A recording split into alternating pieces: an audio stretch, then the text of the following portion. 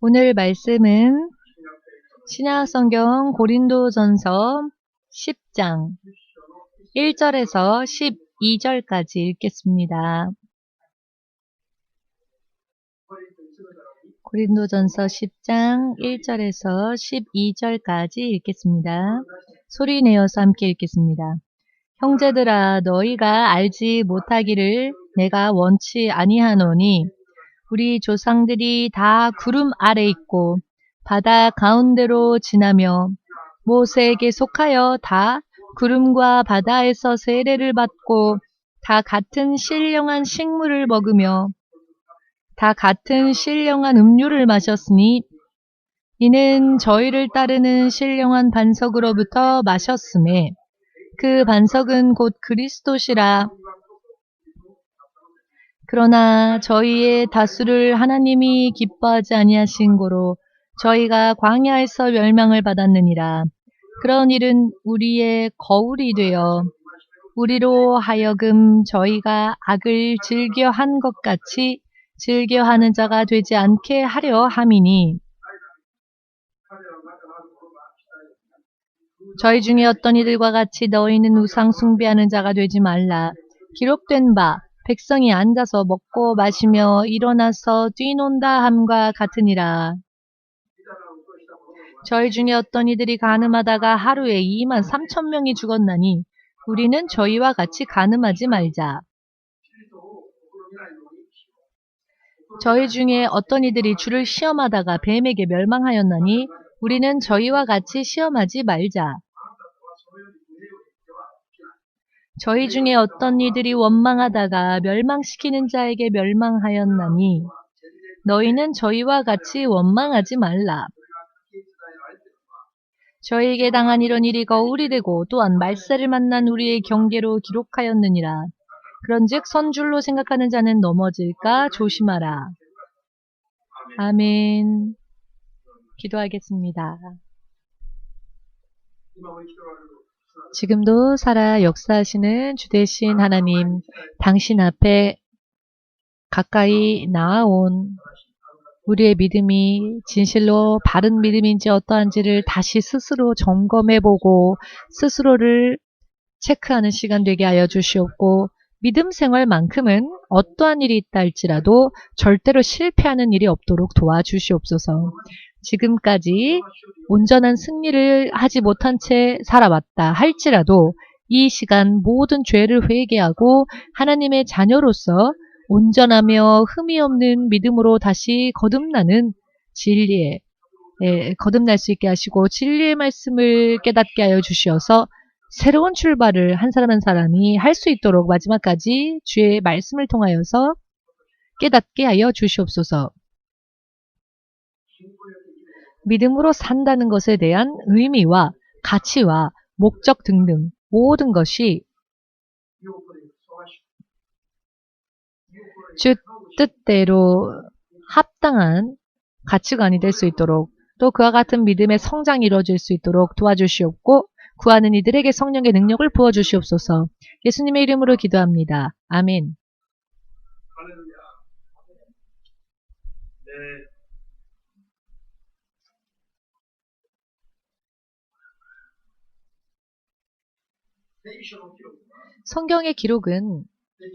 성경의 기록은 목적이 있습니다. 모든 기록에 대한 목적이 있습니다. 성경에 기록되어진 그 사람을 위해서 성경에 나오는 어떤 인명이나 지명을 위해서 기록이 된 것이 아닙니다. 이 성경에 등장하는 등장인물을 소개하거나 혹은 어떤 지명을 소개하기 위해서 성경이 이렇게 기록되어진 것이 아니고요. 예를 들어 관광 가이드 등등은 누구를 위하여서 관광 가이드 책자를 씁니까? 관광을 가고자 하는 사람을 위하여서 쓰지요. 이와 마찬가지로 이 성경은 이 성경 안에 나오는 모든 사람들 혹은 모든 사건들을 성경을 읽는 사람들을 위하여서 성경을 읽는 사람 혹은 성경으로부터 듣는 사람들을 위하여서 기록되어졌습니다. 성경이 기록되어진 기간은요, 약 1600여 년이라는 긴 시간이 걸렸고요. 이 기간 동안에 걸쳐서 성경은 기록되어졌습니다. 여러분들은 이것이 이해가 되어지십니까? 이해가 안 되시지요? 여러분들은 대체로 어떤 책을 펴낼 때 몇 년이 걸립니까? 100년 걸려서 책을 써내는 사람이 있을까요? 이 세상에는 그런 사람이 없을 것입니다. 100년 이상 책을 쓰는 사람들은 없을 것입니다. 책을 쓰다가 아마 죽고 말겠지요. 그러나 성경은 이 한 권이 온전히 기록되어지기까지 1600여 년이 걸렸습니다. 약 1600여 년 동안 하나님과 교제한 사람들, 하나님과 또 함께했던 사람들의 역사가, 하나님의 사람들의 역사가 또 기록되어져 있지요. 성경의 기록자는, 기자, 성경을 기록한 기자는 이 세상의 사람이었습니다만 이것을 기록해 하신 분은 주 하나님의 성령이셨습니다. 믿으십니까? 그렇기에 처음 이 성경의 기록을 기록한 기자를 사람들은 모세라고 알고 있지요. 모세가 처음으로 성경을 기록하기 시작한 그때부터 마지막 신약 성경을 예수님의 제자들이 완성하기까지 약 1600여 년의 시간이 걸렸다. 마지막으로 이 신약 성경을 기록한 제자들의 눈으로 볼 때에 사실 그 제자들은 모세를 만난 적도 없지요. 그리고 모세 후에 예언자들, 기록한 그 기자들을 만난 적도 없습니다. 그 세대가 전혀 틀리죠. 1600여 년 동안에 기록되어진 것이니. 그러나 성경이 가리키는 것은 전부 예수님을 향한 가리킴입니다. 성경 어디를 읽어도 그 읽은 부분에서부터도 모두가 다 그 방향은 예수님을 향해 있습니다. 성경은 그렇게 기록되어져 있습니다. 믿으십니까? 또한 전체적으로 이것을 읽는 사람은, 성경으로부터 듣는 사람들은 모두 예수님을 향할 수 있도록 기록하였고, 사람으로서 태어난 모든 존재들은 예수님을 향해야 한다는 것을 성경은 계속 전하고 있습니다. 특히 이 일본과 같은 나라에서는 구약 성경이 즐겁게 읽혀지지 않는 경향들이 있는데요. 구약 성경은 별로 읽지 않는 그런 일본 사람들 많지요. 왜냐하면 읽다가 기분이 나빠지거나 무섭거나 해서 구약 성경은 읽을 수가 없다. 혹은 구약 성경을 읽지 않아도 된다. 여러 많은 편견들을 가지고 있는데요. 성경에 대한 인식이 처음부터 어긋났기 때문입니다. 오늘 여러분들이 읽으신 말씀은 구약 성경의 모세 시대 때의 이야기를 기록하고 있습니다. 성경이 처음 기록되어진 그 시대에 일어났던 사건에 대해서 말씀하고 있는데요. 신약의 고린도 교회의 신자들을 향하여서 그 사건에 대하여서 소개하고 있는데요. 그런데 그럼에도 불구하고 신약 성경, 구약 성경에 대해서 소개하는데 구약 성경을 읽지 않아도 될까요? 고린도 전서 10장의 1절부터 12절 사이의 말씀은 고린도 교회의 신자들에게 향하여진 말씀인데요. 이 말씀은 오늘날 세상에 있는 모든 교회들이 다시 또 들어야 할 오늘날의 교회들을 향한 말씀이기도 합니다. 할렐루야. 왜 그럴까요? 성경의 기록은 성경으로부터 듣고 성경으로부터 받는 사람들의 전례, 좋은 모범 또는 경고 또는 경계, 자신의 모습을 비추어 볼 수 있는 거울과 같은 그와 같은 것으로서 성경은 기록되어졌고 만들어졌기 때문입니다. 또한 이 모든 성경 안에 나와 있는 말씀은 하나님의 입술로부터 사람으로 인해 시대에 의해 그 문자적인 특징은 있을 수 있지만은 내용은 하나님의 입술에서 나온 말씀입니다. 아멘 되십니까? 똑같은 말씀의 구절을 소개하여도 심어서 목사님이 설교할 때와 김성일 목사가 설교할 때 설교하는 그 스타일이 틀린 것처럼 기록한 그 당시의 사람들, 기록한 당시의 그 사람들의 개성에 따라서 그 표현의 방식은 틀린 부분들이 있을 수 있더라도 그 모든 내용은 하나님의 입술에서 나온 말씀입니다. 또한 이 성경에서 읽는 모든 사람들의 운명을 바르게 잡아 주님에게로 돌리는 이것이 바로 성경에 기록되어진 목적이지요. 믿으십니까? 구약 성경 또한 신약 또한 전부 하나님의 입술로 나온 말씀이시며 구약을 알지 못하면 신약을 이해할 수가 어렵게 됩니다. 신약의 기록도 사실은 구약 성경을 인용하여서 전하는 그런 말씀들도 굉장히 많습니다. 아멘 되십니까? 아무튼 성경은 이 정도로 아주 먼 옛날부터 기록되어진 책입니다만은 지금 오늘날 현대에 이 세상에 있는 사람들이 교회가 이대로 산다면 실패가 없습니다만은 이대로 살지 않기 때문에 여러 많은 실패를 거듭되풀이하고 있습니다.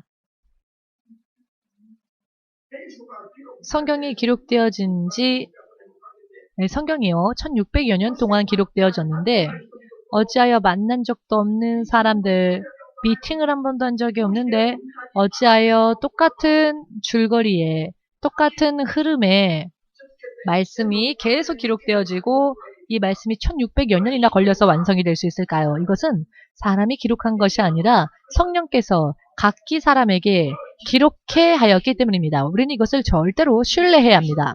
또한 성경의 말씀을 단순한 어떤 공문서처럼 읽는 것이 아니라 지금 살아 역사하시는 하나님의 입술에서 이 말씀이 실로 지금 우리에게 주어졌다라고 하는 믿음으로 성경을 읽고 혹은 듣거나 하지 않으면 읽거나 들은 의미가 없어지게 됩니다. 아멘 되십니까? 성경이 하나님이 살아계시다라고 말씀하신다면 하나님은 지금도 살아계시고 이 자리도 함께 하신다는 것이 전제되어지는 것입니다. 그럼에도 불구하고 성경을 읽을 때 구약 성경의 어떤 옛날 소설과 같은 옛날 이야기처럼 생각하거나 그것을 듣거나 생각할 때에도 너무 먼 감각으로 아주 먼 옛날의 사건, 나와는 관계없는 먼 사건과 같이 자기하고 연관을 맺지 않지요. 그렇기 때문에 믿음 생활이 온전해지지를 못합니다. 몇 년 교회를 다녀도 그 결과가 아름답지 못합니다. 그리고 쓰러지는 사람들이 나오고 지난번에도 어찌하여 조상 대대로 교회를 다니는데 왜 질병에 걸리고 왜 죽고 왜 이런 여러저런 나쁜 일들이 일어납니까? 라고 불평불만이 마치 오늘 읽은 성경 말씀과 똑같습니다. 불평불만을 말하는 원망하는 그런 일들이 일어나는 것입니다. 성경을 바르게 이해하지 못하기 때문에 그렇습니다. 성경을 바르게 이해한다면은 무언가 이렇게 하라 저렇게 하라 라고 사실 우리가 권할 것도 없습니다. 왜냐하면은 본능적으로 스스로 자발적으로 모든 것을 뒤로 젖혀두고 먼저 우선적으로 하나님을 그리고 성경의 말씀대로 살기 위해 노력하게 될 것입니다. 그러나 알지 못하기 때문에 믿노라 말하면서도 사실은 오해를 하고 있습니다. 편견을 가지고 있습니다. 그렇기 때문에 성경이 약속하시는 놀라운 축복과 능력으로부터는 너무나도 동떨어진 생활을 살면서 그러나 이름뿐인 크리스찬. 그러니 크리스찬인 것은 이름뿐이니까 할 수만 있거든 쉬고 싶고 할 수만 있거든 쉬엄쉬엄 하고 싶고 저는요 목사가 되고 주의 종으로 부름받고 난 뒤 사람이 변했습니다. 저는요 제가 학생 시절 때에 예수님을 믿지 않았었을 때에는 학생이었지만 박사과정을 밟고 있었던 학생 때에도 한 달에 한 주도 공부를 하지 않았습니다. 도서관 등등에 가서 앉으면 무언가 내가 와서는 안 될 곳에 와 앉아있는 것과 같은 기분이 들었습니다. 술집에 가서 앉아있을 때는 뭔가 마음의 안정을 찾습니다. 그것이 도서관에 가서 앉아있으면 사실 학생이니까 당연히 내가 여기 있어야지라는 생각이 안 듭니다. 가끔 도서관 갈까 싶어서 가도 도서관에 간 날은 하루가 길었습니다. 그러나 예수님을 만나고 난 뒤에는 성실하게 성경을 읽었고 하루도 빠짐없이 기도하면서 금식까지 하면서 술도 담배도 한 번에 그만두고 끊어버리고 가끔 간증하는 이야기들은 옛날 이야기입니다, 여러분. 아, 내가 설교를 들었더니 신 목사님이 지금도 가끔 예, 술 드시는 것 같아 라고 생각하실 수 있는데 아닙니다. 옛날 이야기를 간증하는 겁니다. 굉장히 성실해졌고 지금은 집중하고 있습니다. 몰두하고 있습니다. 예수님의 생각에. 제가 밤에 잠잘 때 꿈속에서조차 예수님을 생각하고 예수님과 관련된 일을 생각하며 예수님을 구합니다. 꿈속에서라도 주님에게 인정받고 싶고 꿈속에서도 귀신을 다 쫓아내고 꿈속에서도 방언을 하고 싶고 이와 같은 생각이 밤낮 없이 마음속에 꽉 차 있습니다. 정말 죄송스러운 말씀이지만 저에게도 아내가 있으나 예수님을 믿지 않았을 때는 저 아내가 저에게 최고였습니다. 제1이었습니다. 그러나 예수님을 믿고 난 다음부터는 예수님이 제1이 되었습니다. 첫 번째가 되었습니다. 처음 저에게 제 아내가 사모님이 당신은 두 번째고 나에게 첫 번째는 예수님이다 라고 말할 때 제가 머릿속으로는 얼마나 욕을 했는지 모릅니다. 항상 저보고 두 번째랍니다. 나를 첫 번째라고 말해주지 않으니까 내가 언젠가는 갚아주겠다. 두고 봐라 라고 했는데 저도 갚아주었습니다. 왜냐하면 저에게 있어서도 첫 번째가 예수님이 되었기 때문에 어느샌가 저에게도 첫 번째가 예수님이 되었습니다. 당신은 두 번째다 라는 이야기 들었을 때 그 쓸쓸함이 순식간에 날아가 버렸습니다. 아, 그렇구나. 이렇기 때문에 당신은 두 번째고 예수님이 첫 번째구나 라고 말했었구나. 사실 그 당시만 해도 솔직하게 말씀드려서 제가 욕을 했습니다. 마음속으로. 언젠가는 내가 갚아주겠다 라고 했지만 두고 봐라 라고 했지만 어느샌가 제가 변화되어서 저도 하나님이 첫 번째, 부인이 두 번째가 되었습니다. 이것으로 어떤 의미로 볼 때는 갚아준 것이죠. 의미를 이해하시겠지요? 즉 예수님을 바르게 알고 바르게 믿게 되면은 예수님이 정말 말씀이 말씀하시는 대로 전부입니다. 우리의 전부라고 하는 것이 이해가 되시는지요? 예수님은 모든 것의 아버지이십니다. 이와 같은 사물의 주인도 사실 하나님의 것입니다. 만물의 아버지가 하나님이십니다. 여러분 이해 안 되시죠?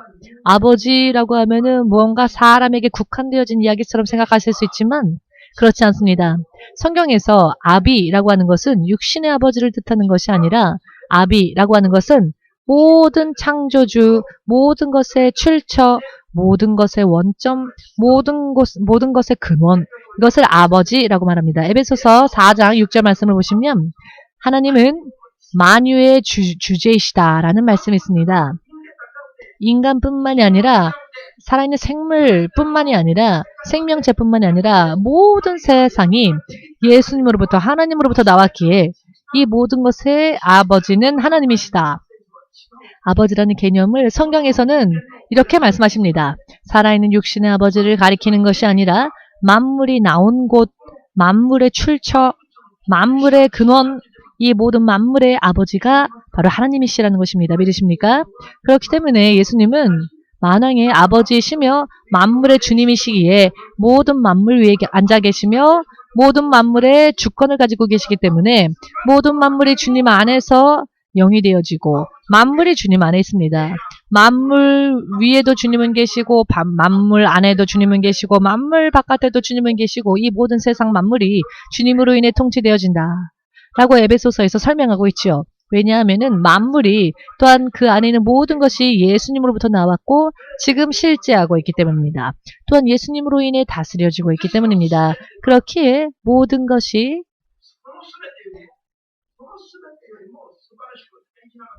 이 모든 것보다 더 중요한 분이 바로 예수님이라는 것입니다. 할렐루야. 저 이스라엘이라고 하는 한 나라의 하나님이 아니라 모든 세상의 모든 세계의 하나님이십니다. 그렇기 때문에 모든 것이 하나님으로부터 나왔기 때문에 먼저 그 예수님에게 연합되어져 있는 것보다 더 훌륭한 아름다운 일은 없습니다. 더 멋진 일은 없습니다. 그런데 여기에 대한 믿음이 없으니 무슨 일이 터지면 먼저 그 일을 하고 그 후에 여유가 생기면 교회에도 오고 무슨 일이 생기면 어쩔 수 없지 기도할 수밖에 없지 라고 하면은 또 되게 쓸쓸해합니다. 기도밖에 없네요 라고 하면은 뭔가 허전해합니다. 기도하고 하나님을 의지하는 것 말고 또 다른 의미에서의 무언가의 것을 가지고 이렇게 하세요 라고 하면은 모두 기뻐할 텐데 문제가 있을 때 기도해야겠네요. 기도밖에 없습니다 라고 말하면 모두가 실망합니다. 이 사람은 나한테 애정이 없다. 나를 도와줄 마음이 없구나. 기도하자 라고만 말하고 도망가는 것처럼 그렇게 믿음이 없는 사람은 기도하자 하면 실망하고 그렇게 또 느낍니다. 이것이 얼마나 불신앙일까요? 하나님을 의지하자라고 하는 믿음이 있고 그것을 권면하는 것보다 더 명확한 해답을 줄 수 있는 게 없음에도 불구하고 무언가 다른 방법으로 해결해 주면은 어떤 해결안을 제시하면은 소망을 가지고 기뻐하지만 예수님의 이름으로 해결하자, 기도하자라고 하면 얼굴색이 변합니다. 차라리 상담하지 않는 게 더 나을 뻔했다라고도 말합니다. 이렇게 되어버리는 이유는 예수님을 향해 기도하는 그 결과가 어떻게 되는지에 대해서 인정하지 않기 때문이며 믿지 않기 때문입니다. 할렐루야. 저 병원이 좋대. 무슨 약이 좋대. 이렇게 소개해주면 나를 참 정말 생각해주는구나. 나를 사랑해주는구나 라고 오해합니다. 이것은 편견인데요. 이런 편견이 있기 때문에 믿음이 좀처럼 성장하지 않습니다. 이런 불필요한 지식을 의지하려 하기 때문에 믿음이 성장하지 않는 것이며 예수님의 이름을 믿은 의미가 없어지게 됩니다. 그렇기 때문에 예수님께서 너희가 의지했던 것, 그 의지했던 것들이 그만큼 너희들을 성공적으로 행복한 인생으로 만들어 주었느냐? 광야로 들어가 봐라. 무엇을 의지할 수 있겠느냐? 그렇기 때문에 예수님께서 사람을 먼저 하나님을 구하는 사람들을 광야에 넣으신 이유가 여기에 있습니다. 광야에서 다시 생각하게 하시는 겁니다. 광야에서 다시 생각하게 하시는 겁니다. 하나님을 의지하지 않고 그 이외에 무엇을 과연 의지하여 승리할 수 있겠느냐. 광야에서 한번 해보아라. 막상 광야에 들어가면은요. 단 하루도 하나님의 기적 없이는 하나님의 은혜 없이는 살 수가 없습니다. 그런데 그곳에서 하나님이 우리를 기다리셨다는 듯이 오늘 읽은 성경 말씀을 보시니까요. 보시면은 40년 동안 이스라엘 백성을 떠나지 않고 쫓아오는 바위가 있었답니다. 여러분, 이 바위에는 바퀴가 달려 있습니까? 여러분, 일본의 바퀴에는 엔진도 달려 있고 타이어도 달려 있어서 여러분들이 움직이면 쫓아옵니까? 그런 바위를 본 적 있으십니까? 저희를 따르는 신령한 반석이 있다라는 말씀이 있는데요.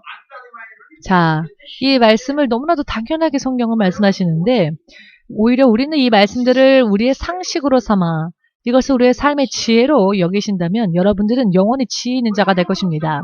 이 말씀을 읽을 때마다 저는 굉장히 이 말씀에 몰두가 됩니다.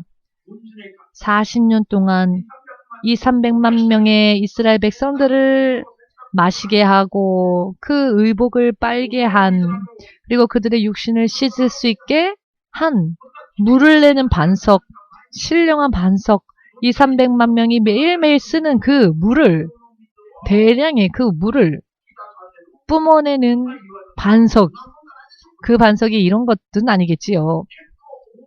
아마도 굉장히 큰 반석이었겠지요. 매일매일 동시에 이 300만 명의 백성들이 필요한 물을 내야 하니까 얼마나 큰 바위였겠습니까? 그런데 이렇게 큰 반석이 이스라엘 백성은 여러분 장막을 피고 또 옮기고 피고 옮기고 하지 않았습니까? 그때 그들을 따랐답니다. 그냥 따르는 것뿐만이 아니라 대량의 물을 뿜어내면서 여러분 이것이 상상이 됩니까? 여러분 이것이 우리가 믿는 하나님의 역사입니다.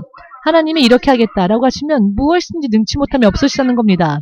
물로 포도주를 만드는 것뿐만이 아니라 설령 모래가 있다 할지라도 모래로서도 혹은 반석으로도 예수님은 포도주를 만들 수 있습니다. 무엇이든지 여자가 갈대뼈로 만들어졌지요. 남자는 한 줌의 흙으로 만들어졌는데 결과는 똑같습니다. 똑같은 살, 똑같은 표를 가지고 있지 않습니까? 취해진 재료는 틀리지만 여러분과 제가 믿는 하나님께서는 이와 같은 분이십니다. 절대로 여러분 신뢰하지 않으시죠? 보이지 않는 건 신뢰하지 않으시죠?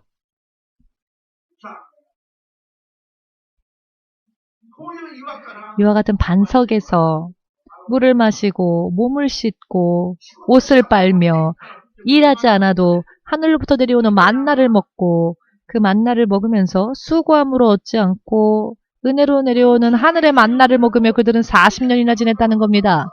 어쩌다가 가끔 일어난 기적이 아니라 이 일이 일상생활이었다는 겁니다. 40년 동안 매일매일.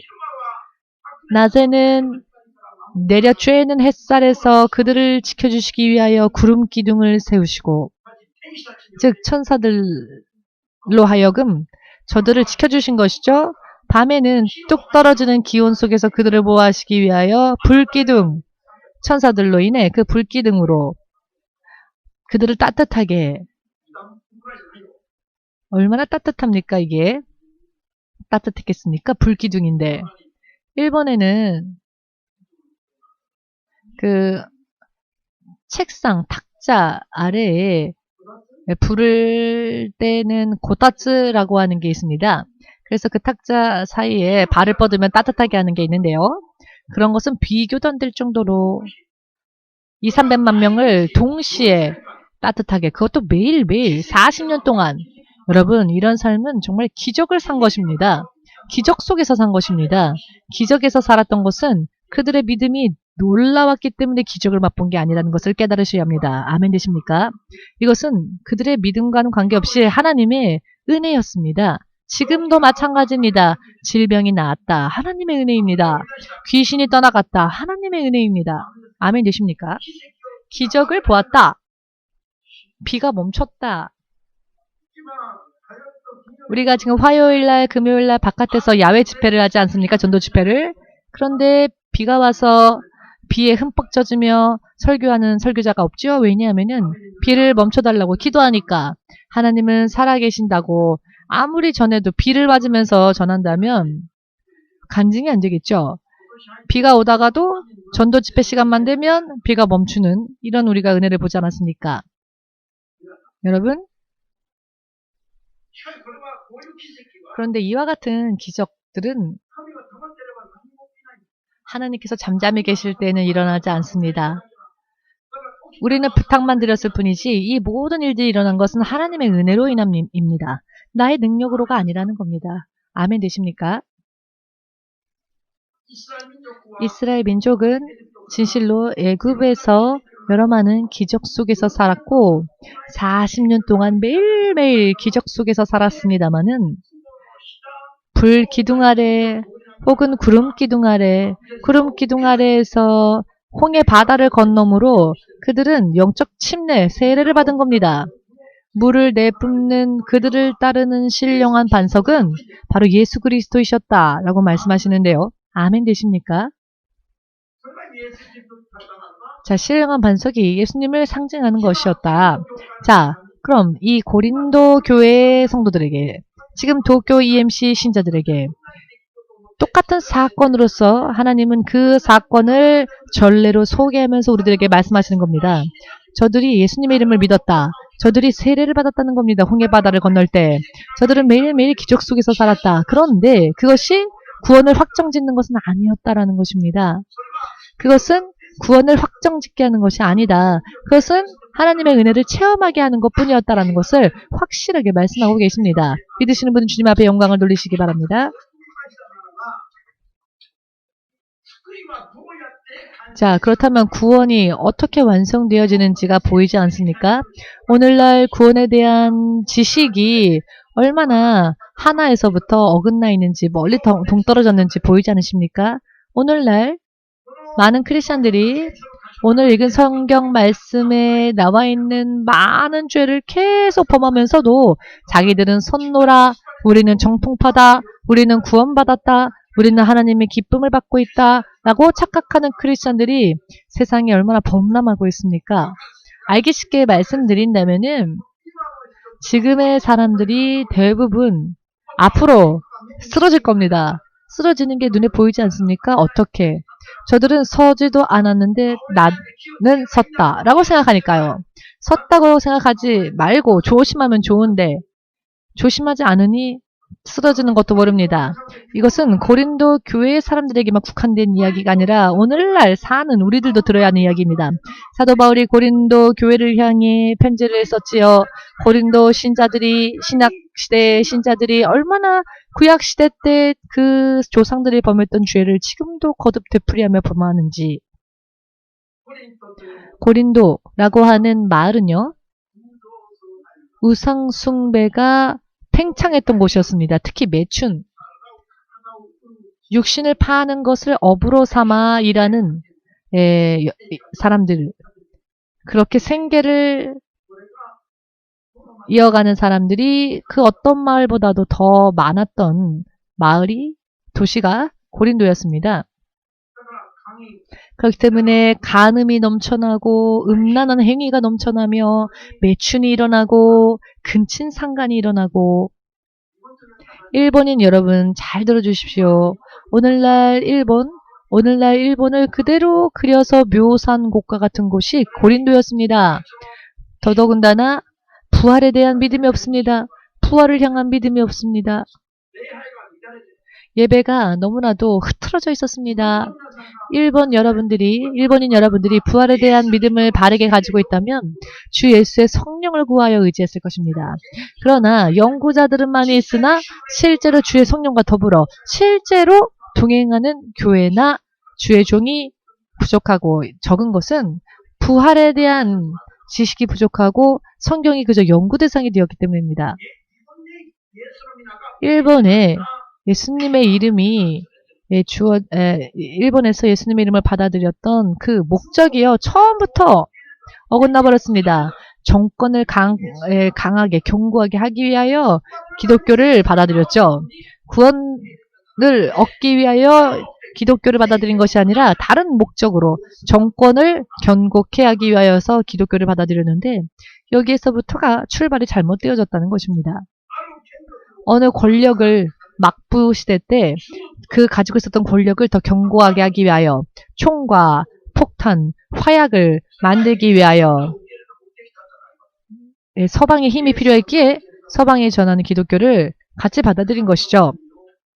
그러나 그와 같은 육의 것을 위하여서 예수님을 영접하는 게 아니라 망해가는, 멸망하는 내 인생, 죽어가는 내 영혼, 이 죽어가는 삶을 그만두고 예수님의 이름으로 거듭나기 위한 것이 우리들의 예수님을 영접하는 목적이 되어야 합니다. 고린도 교회를 향하여 사도 바울이 서신을 띄웠는데요. 오늘날 이 일본, 아니 온 세상의 모든 교회도 이 말씀을 들어야 합니다. 이 말씀을 들려주어야 합니다. 세례를 받는 것뿐만 아니라 기적까지도 매일매일 체험했었죠. 매일매일 기적을 체험했고 기적이 함께 있었습니다. 그러나 광야에서 저들이 기적을 체험했지만 그것이 구원에 이르는 조건은 되지 못했습니다. 단순히 그것은 은혜였지 그런 기적을 맛본다고 구원이 확정되어지는 것은 아니었다는 겁니다. 저들의 믿음의 결과로 기적이 일어난 것도 아닙니다. 은혜였습니다. 기적을 보았다면 세례를 침례를 받았다면은 그 홍해를 건너므로써 물 가운데를 건너므로 세례를 받았다면은 이제는 하나님의 나라 약속의 나라를 향해 소망을 품어야 하였고 또 그 나라에 들어가기에 합당한 삶을 살아야 하며 내 마음대로 죄 지으며 사는 삶을 그만두고 하나님을 따르는 삶을 살았어야 했습니다. 아멘 되십니까? 여러분과 저에게 기적이 일어났다고 해서 나는 대단한 사람이다라고 생각하지 마십시오. 대단한 것은 그 기적을 은혜로 허락해 주신 예수님이 대단한 분이시지 목사님이 기도해서 병이 나았대 저 목사님 대단하다가 아니라 그 목사님이 전한 예수님이 대단한 겁니다. 내가 기도했는데 귀신이 나갔어. 당신이 위대한 게 아니라 당신이 의지하여 기도했던 당신의 하나님 예수의 이름이 대단한 이름이라는 겁니다. 예수님의 이름은 당신의 기도에도 응답이 옵니다. 응답을 주십니다.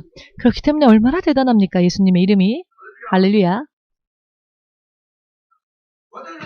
우리가 구해야 할 것은 기적이 아니라 다음 주에 우리가 침례를 받으러 가지 않습니까? 침례가 우리의 목적이 되어야 합니다. 침례 받았다. 나는 침례의 교인이 되었다. 나는 이 교회의 교인이 되었다. 그것은 침례가 목적인 사람이 침례만 목적으로 되어버린 사람이 됩니다. 여러분, 침례라는 의식 자체가 목적이 되어서는 안 되고요. 침례를 받았다면은 이제는 거듭난 삶을 살기 위해 추구해야 하고 죄에서 벗어나기 위해 몸부림쳐야 하고 이것이 침례를 받는 진정한 목적이 되어야 합니다. 그렇기 때문에 기적이 일어나는 것도 우리의 신앙의 목적이 아니라 기적은 그저 믿는 자들과 함께하는 표적일 뿐입니다. 나타나면 감사한 거고 나타나지 않아도 이 눈에 아무 증거 보이지 않는다 할지라도 흔들리지 아니하고 더욱더 전진하는 것. 여러분들의 기도가 응답되어져도 아멘.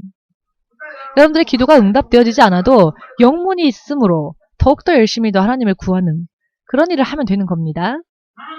왜요? 왜요? 라고 금세 자기가 구한 대로의 결과가 나타나지 않으면 금세 하늘 향해 손가락을 찌르면서 왜요? 왜요? 하고 하나님께 반항하며 하나님이 가렵다 하시겠습니다.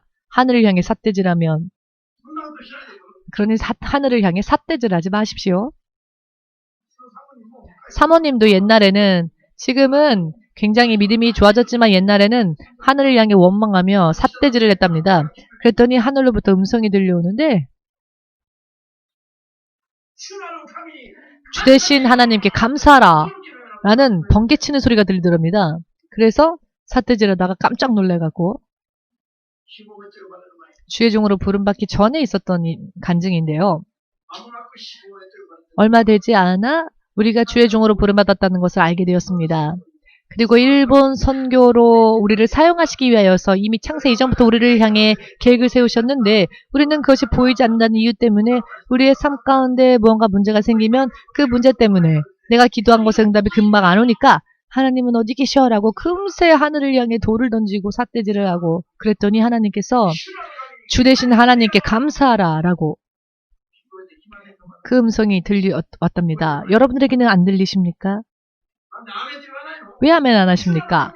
주 대신 하나님께 감사하라 하면 사모님이 아니라 그 이야기를 듣는 우리도 아멘 해야 합니다.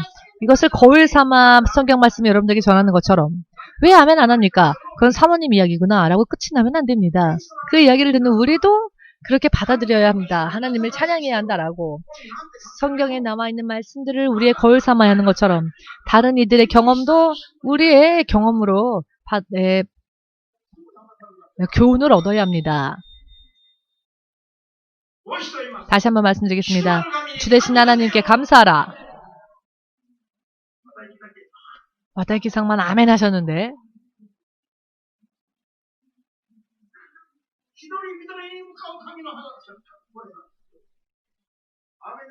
이 말씀은 한 사람 한 사람을 향해 주시는 하나님 말씀입니다. 자, 목사님도 함께 모두 함께 주 대신 하나님께 감사합니다 라고 말해봅시다. 사모님이 하늘에 삿대질을 했을 때 하나님이 보이지 않았습니까? 하나님의 자녀인데 문제가 해결이 안 되니까 그러나 어느 한 때가 임하더니 우리가 주의 종으로 부름받았다는 사실을 알게 하셨고 하나님은 이런 놀라운 계획을 가지고 영원한 계획 속에서 지금 인도하고 계시는 거였는데 잠시 보이지 않는다는 이유로 잠시 답답하다는 이유로 금세 어디 계세요? 후지산에 계세요? 안 보여요? 나가노에 계세요? 이런 일만 하고 있었던 겁니다. 그렇기 때문에 크리스찬이 되고 난 다음에 다카오산을 올라가는 사람들이 있답니다. 산 올라가면 하나님께 더 가까워질 것 같아서 자꾸 산을 올라갑니까? 다카오라 하는 산을 올라가면 하나님께 가까이 갈 수 있을까요? 오히려 산에 올라갔다가 귀신한테 붙잡혀서 내려오는 그런 일은 있지 않을까요? 예수님을 우리는 높여야 합니다. 예수님을 경배하며 예수님께 집중해야 합니다. 예수님이 어떠한 분이신지를 우리는 집중해야 합니다. 다음 주 침례가 있습니다. 그러나 침례라는 의식 자체가 목적이 되어서는 안 됩니다. 침례 받는다고 어깨에 뽕 넣지 마시고 침례를 받았다면 이제는 하나님 앞에 문어처럼 흐물흐물해져서 모양이 있어도 뼈가 있어도 마치 없는 것처럼 하나님 앞에서 순하게 물렁물렁하게 하나님이 어떤 말씀을 하시건 뻗팅기지 아니하고 아멘하고 아멘. 또한 부활 생명에 나도 같이 함께 참여하기 위하여서 침례를 받는 것인데 목적의식이 다른 곳에 있으니 침례를 받고 난 뒤에도 5분 전, 3분 전에 자기의 육신이 그대로 남아있어서 또 무슨 일이 생기면 금세 화내고 또 싸우고 먼저 가버리고 비쳐서 그러면 침례를 받은 의미가 없어지지요. 침례를 받았다면은 그와 같은 죄에서 벗어나야 하지 않겠습니까? 침례를 받고 난 뒤에 저 이스라엘 사람들은 간음을 멈추지 않았고 불평불만을 멈추지 않았고 원망을 멈추지 않았고 하나님을 시험했습니다. 죄에서 벗어나려 하지는 않고 계속 죄를 범했습니다. 그래서 결과적으로 본인들은 기적을 체험하고 있으니까 자기들은 하나님의 백성이라 생각했고 자기들은 섰다고 생각했지만 하나님은 저들을 광야에서 쓰러뜨리실 수밖에 없었던 겁니다. 오늘날 크리스찬이 되었음에도 불구하고 여러 많은 문제가 터지는 것은 여러분들이 예수님을 믿고 난 뒤에 하나님의 자녀로서 바르게 살려고 하지 못했던 부분들의 죄의 결과가 지금 터지고 있을 뿐입니다. 조금 천천히 이야기할까요? 천천히. 할렐루야. 여러분들이 크리스찬이 되었다면 사실은 그때부터 하나님의 평안 속에서 풍요로워지고 창대해져야 하는데 그럼에도 불구하고 하나님의 약속은 있음에도 불구하고 약속대로 되어지지 못하는 것은 내가 크리스찬이 되었음에도 불구하고 범죄하는 일을 그만두지 않기 때문입니다. 하나님을 온전히 순종하지 않기 때문입니다. 그렇기 때문에 연이어서 꼬리에 꼬리를 물고 문제가 터지는 겁니다. 문제가 터지는데 왜 하나님은 잠잠히 계실까요? 문제가 터지지 않으면 자기는 섰다라고 착각하면서 지옥 가기 때문입니다. 그렇기 때문에 예수님을 믿어도 온전하지 못하면 문제가 터지고요. 문제가 터질 때 하나님은 오히려 그것을 그대로 두십니다. 왜냐하면 그와 같은 아픔을 통해서 사람들이 자기를 돌아보게 만드시고 내가 크리스찬임에도 불구하고 왜 이런 문제들이 터질까? 내가 어딘가에서 범죄했나? 내가 어디에서 떨어졌을까? 자기를 돌아보게 하시고 또 회개하여 하나님께로 돌아가게 하시기 위해서 때로는 문제가 터져도 하나님은 그 문제 속에 우리를 두시는 겁니다. 아멘 되십니까? 그렇기 때문에 문제가 터지는 것은 먼저 하나님께서 아직도 당신에게 기회를, 찬스를 걷어가지 않으셨다는 뜻이 됩니다. 아직도 하나님은 나를 돌아보고 계시고 나로 하여금 회개하는 시간을 주시는구나 라고 생각하시면 틀림이 없습니다. 이러한 찬스가 문제가 터질 때에는 주의 이름을 부르면서도 믿노라 하면서도 내가 주님을 순종하지 못했던 하나님 앞에 배역했었던 죄가 있었기 때문이다 라고 생각하시면 틀림이 없습니다. 그럴 때는 빨리 나에게 어떤 죄가 있는지 내가 어디에서 떨어졌는지 죄를 찾아내고 회개하여 다시 돌아서면 하나님께서는 기다리셨다는 듯이 해결해 주십니다. 기다리셨다는 듯이 해결해 주시고 그때부터 주님과 함께 걸어가면 코로나가 있어도 코로나 속에서 보호함을 받고 지금 우리처럼 말입니다. 코로나 이상의 것이 와도 우리는 보호하심을 입을 것입니다. 시련 속에서 살아계신 하나님을 죽는 일이 있다 할지라도 죽지 않고 오히려 살아서 하나님이 살아계심을 증거할 수 있게끔 간증할 수 있게끔 해주십니다. 믿음이 하나님으로부터 떨어져서 너무나도 흐트러져 있기 때문에 EMC는 여호수아와 무장한 4만 명의 군사들처럼 믿음의 무장을 하고 믿음의 모범을 보여야 하는 것이 우리가 주님 앞에 EMC가 주님 앞에 세워지고 부름받은 목적입니다. EMC에 왔음에도 불구하고 주님과 함께 동행하는 삶을 살지 못하고 있다면 매일 밤 자지 말고 우십시오. 왜 나는 이렇게 믿음이 없을까? 거기에서부터 회개하셔서 우셔야 합니다. 울어야 합니다. 아멘 되십니까? 이것보다 더 슬픈 일은 없습니다. EMC에 왔음에도 불구하고 하나님의 보호하심을 받는 믿음을 만들지 않는다면 그것보다 더 슬픈 일이 없습니다. 마지막 응답이 있는데 그 마지막 응답을 위하여 주님이 우리를 세우셨는데 그럼에도 불구하고 부름받았음에도 그것을 알지 못한다면 의미가 없지요? 여러분, 성경이 기록되어진 것은 사람을 쓰러뜨리시기 위함이 아니요 사람을 깨우시고 일으켜 세우시기 위함입니다. 해체하여 다시 세우시기 위함입니다. 잘못된 믿음과 잘못된 삶의 방식을 부수고 파괴하고 파쇄하여 해체한 뒤 다시 세우시고 건설하셔서 주님과 더불어 함께 하시기 위해 함께 할 수 있도록 하시기 위해 성경을 기록하셨습니다. 여러분들이 지금 끌어안고 있는 문제 때문에 원망하지 마시고 고민하지 마시고 불평불만 말하지 마십시오. 내가 어디에서 떨어졌는지, 내가 어디에서 주님을 따르지 못했었는지를 빨리 찾기 위해서 기도해야 하는 겁니다. 주님께 물어보십시오. 어찌하면 좋을까요? 제가 어디에서 떨어졌기 때문에 이런 것일까요? 어떤 죄로 인해 제가 이런 문제를 끌어안고 있는 것일까요? 심각하게 기도해야 합니다. 하나님께서 그것을 알려주시면 빨리 회개하여 다시 새롭게 하면 주님이 역사하실 겁니다. 아멘 되십니까? 여러분들이 대체적으로 여러분들이 잘 모르시는 부분들이 하나님의 깊으심과 풍성하심을 모릅니다. 하나님은 우리들 생각한 것 이상으로 더 자세하게 구체적으로 우리들의 마음을 다 훑어보십니다. 말로는 알고 있다고 하지만 사실 모릅니다. 우리는 이 사실을 24시간 인식해야 합니다. 우리가 잠을 자고 있어도 하나님 우리를 보고 계시며 여러분들이 무슨 일을 언제 어디에서 무엇을 하건 마치 투명 인간처럼 우리의 눈에는 보이지 않으나 하나님은 우리의 모든 창자까지 꿰뚫어 보시고 폐부를 꿰뚫어 보십니다. 여러분들의 마음은 어떠한지를 다 보십니다. 그럼에도 불구하고 의외로 그것을 의식하지 않기 때문에 자기 마음대로 살고 있고 하나님 앞에서 술래잡기 하고 있습니다.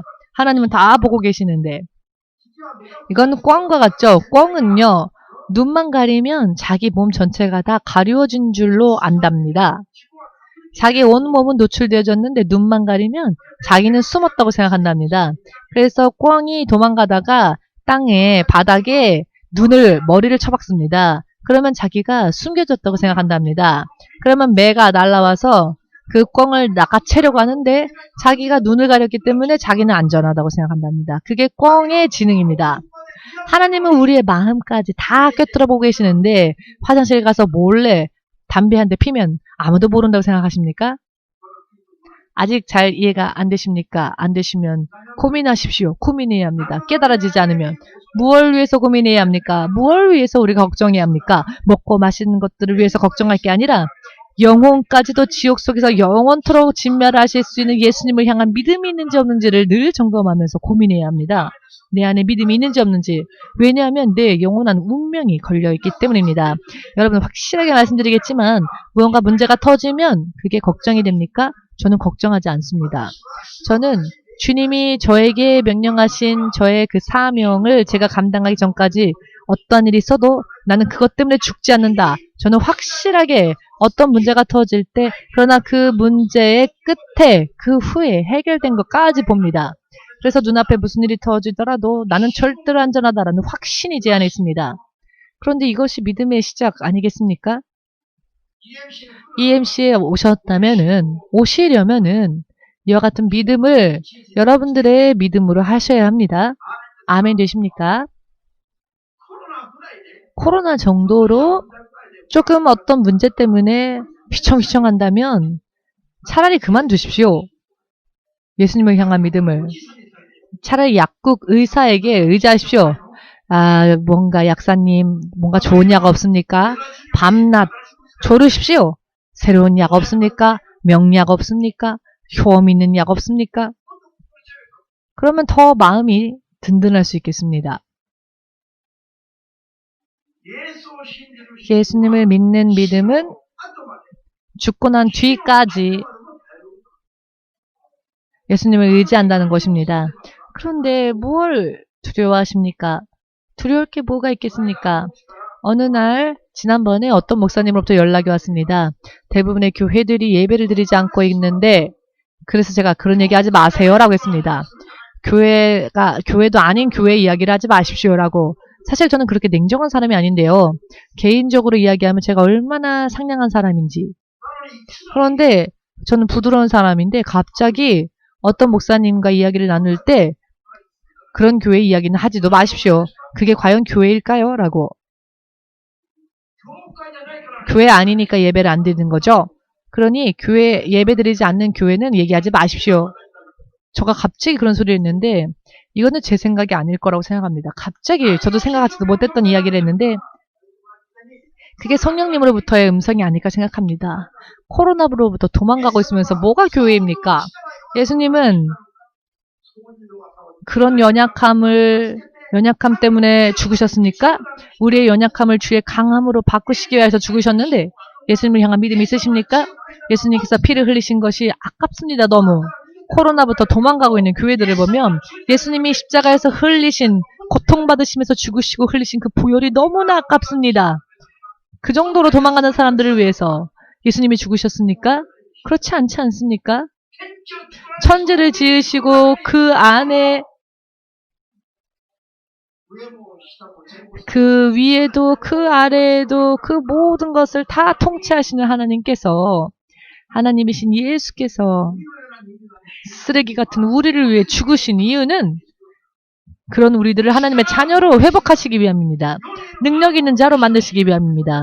세상 사람과 동일한 사람이 아니라 세상을 창조하신 하나님의 자녀 삼으시기 위해서 예수님이 죽으셨는데 오늘날 교회들은 도대체 무엇을 의지하고 있고 무엇을 믿고 있습니까? 코로나의 백신이 나올 때까지를 기다리고 있답니다. 교회들이. 그걸 기도하고 있겠죠? 빨리 코로나 백신이 되기를 기도합니다.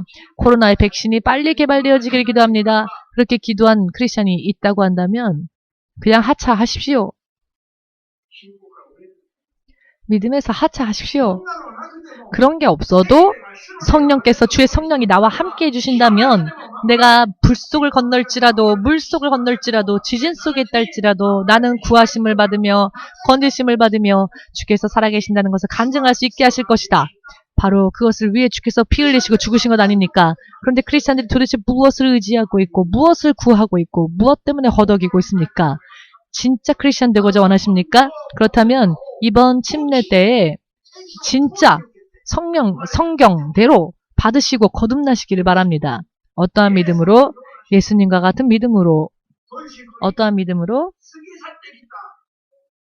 지금까지 걸어왔던 과거의 미련을 두는 것이 아니라 앞으로 내가 가게 될 하나님의 약속의 땅 그 천국의 소망을 두고 그 소망을 계속 품고 하나님을 향해 나아가는 그와 같은 내가 되기를 원하는 마음으로 침례를 받고자 한다면 주님 앞에 영광 돌리시기 바랍니다. 주께서 여러분과 제가 상상할 수도 없을 정도로 강한 분이십니다. 주님은. 그렇게 강하신 분이 정말 그 힘을 드러내고자 하시지만 그 힘을 드러내지 않으십니다. 여러분들 중에 달변가는 예를 들어서 말을 더듬더듬 하는 사람들이 말을 잘 못하면 유창한 여러분들이 빨리 말을 막 여러분들이 하고 싶지 않으십니까? 무슨 의미인지 이해가 되십니까? 말을 잘 못하는 좀 답답하게 말을 더듬더듬 하는 사람들이 있으면은 답답해서 여러분들이 먼저 참지 못해서 여러분들이 먼저 막 말하고 그러지 않습니까? 간단 명료하게 자세하게 설명해 주고 싶어지지 않습니까? 그런 기분 없습니까? 만약 여러분들에게 그런 능력이 있다면 여러분 하나님은 전능하신 분이신데 세상 사람들이 믿는 자들이 휘청휘청하고 있기 때문에 하나님께서 어떤 기분이실까요? 확실하게 보이고 싶으신데 믿음을 보이려 하지 않으니까 역사하실 수가 없습니다. 그러니 하나님께서 지금 답답하지 않으실까요? 여러분도 답답하십니까? 하나님은 더 답답하십니다. 여러분들이 믿음을 보인다면 정말로 보기 좋게 해결해 주실 수 있는데 그 예수님께 구하려고 하지는 않습니다. 다른 것들을 의지합니다. 믿음으로 구하려고 하지는 않습니다. 다른 곳에서 방황하고 있으니까 예수님께서 지금 답답해 하십니다. 그렇게 내가 듬직해 보이지 않니? 내가 너 이것 때문에 이런 것 때문에 죽었겠니? 라고 진짜 크리스찬이 되고자 원하지 않으십니까? 진짜 크리스찬은 어떤 크리스찬일까요? 진짜 크리스찬이 어떤 크리스찬인지를 보이고 싶지 않으십니까? 나를 통해 진짜 크리스찬이 어떤 크리스찬인지를 다른 이들에게 보이고 싶지 않으십니까? 우리 EMC는 이제 일어서야 합니다. 지금까지 준비해 왔으니까요.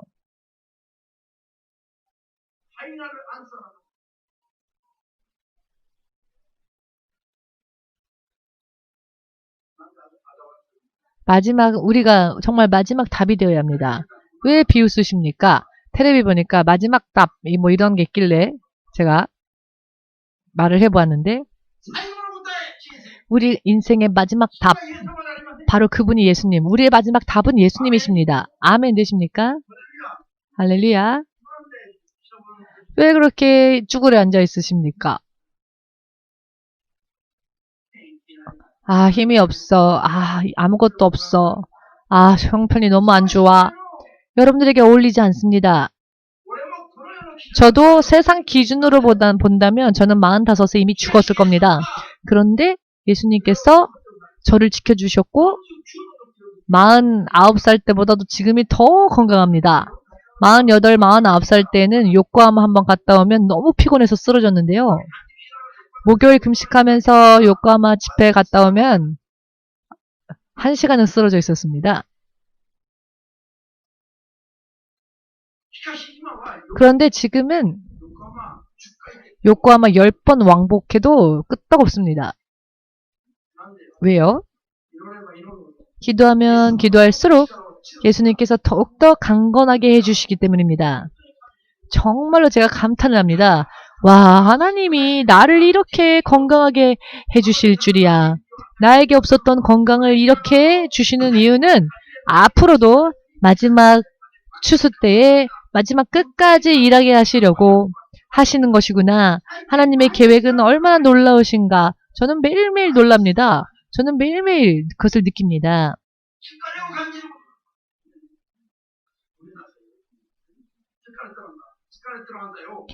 피곤하다 하시는 분, 피곤해도 피곤을 느끼지를 못합니다.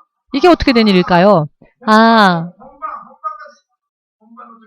아직 이제 진짜 일해야 할 때가 왔기 때문에 피곤해도 피곤함을 느끼지 못하게 하시는구나. 이게 얼마나 불가사의한지 아십니까? 모두 함께 고백해볼까요? 예수님은 불가사의한 분이시다. 우리 머리로 이해할 수 없는 분이시다. 기이하신 분. 그러니 그저 믿자. 전능하신 하나님을 그저 믿자. 다만 믿자. 다만 의지하자. 그리고 죄에서 벗어나자. 아멘 되십니까? 마지막으로 말씀드리겠습니다. 침례를 받았고 기적을 밤낮으로 맨날 보았다 할지라도, 아니 기적 속에서 산다 할지라도 그것은 하나님의 은혜일 뿐입니다. 기적을 봤다고 섰다고 생각하지 마십시오. 우리는 이제 바로 오히려 그때 출발해야 합니다. 아, 이렇게 하나님의 약속을 지키시고 이렇게 전능하신 분이시구나. 그러니 나도 열심을 다해서 전심을 다해서 하나님을 순종하자. 하나님을 의지하자. 죄에서 벗어나자. 나도 믿음으로 살자. 이렇게 그 기적 속에서 오히려 믿음을 출발하여 믿음을 경고케 하고 하나님께서 인정하실 때까지 죄와 타협하지 말고 죄와 싸우며 열심을 내야 합니다. 이것이 바로 우리가 해야 할 신앙 생활이며 신앙의 행위가 됩니다. 그러나 우리가 힘이 없으니, 우리가 부족하니 성령의 도우심을 구하고 성령의 도우심을 받아야 합니다. 그리고 하나님의 자녀로서 살아야 합니다. 끝까지 하나님의 자녀로서 살아야 합니다. 이것이 우리의 본업입니다. 침례를 받아도 또 범죄하면 망할 수밖에 없습니다. 이것을 절대 잊어버리지 마십시오. 한번 예수님의 이름을 영접하면, 성령을 받으면, 기적이 나타나면 섰다고 생각하는 그 잘못된 복음은 복음이 아니라 미혹일 뿐입니다. 성경은 구약도 신약도 없이 말씀하십니다. 구약 신약 상관없이 기적을 맛본 사람이라 할지라도 죄에서 벗어나지 않으면 문전박대당합니다. 그와 같은 사람이 구원받을 수 있다고 어디 성경에 기록되어져 있습니까? 어디에도 없습니다. 신약 성경에도 구약 성경에도 그런 그런 말씀 없습니다. 그런데 왜 그런 설교를 합니까? 그것은 설교가 아니라 사탄의 미혹일 뿐입니다. 지금 모르시더라도 믿으셔서 목사님의 설교의 해답을 여러분들도, 설교의 답을 여러분들도 체험하고자 원하신다면 밤낮 없이 말씀을 읽으십시오. 아멘 되십니까? 만일 죄에서 벗어나지 않고 살아도 예수만 믿으면, 죄 속에서 살아도 예수만 믿으면 구원받는다는 말씀이 어디 있는지 있다면 저한테 알려주십시오.